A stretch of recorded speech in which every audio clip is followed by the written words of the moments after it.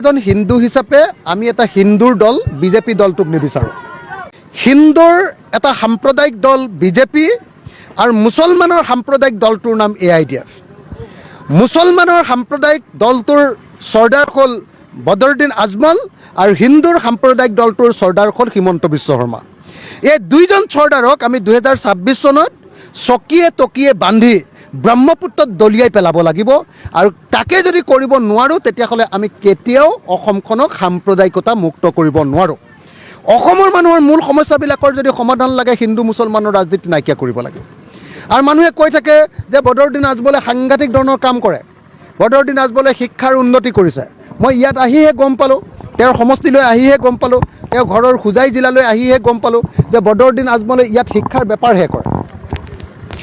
মই ইয়াত আহিয়ে গম পালোঁ যে বদৰুদ্দিন আজমলে কাকো ফ্ৰীকৈ ট্ৰিটমেণ্ট নকৰে, এজন দুজনক যদি ফ্ৰীকৈ ট্ৰিটমেণ্টো কৰে বেছিভাগ মানুহৰ পৰা লুণ্ঠনহে কৰে।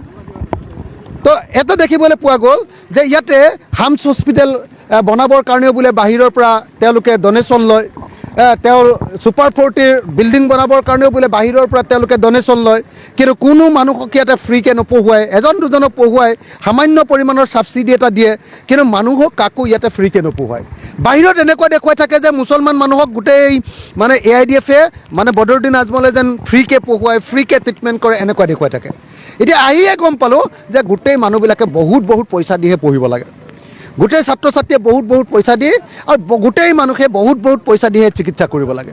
গতিকে বদৰুদ্দিন আজমলে শিক্ষাক বেপাৰ কৰিছে, বদৰুদ্দিন আজমলে স্বাস্থ্যখণ্ডক বেপাৰ কৰিছে, বদৰুদ্দিন আজমলে সেৱা কৰা নাই। গতিকে বদৰুদ্দিন আজমলৰ পৰা একো পোৱা নাই।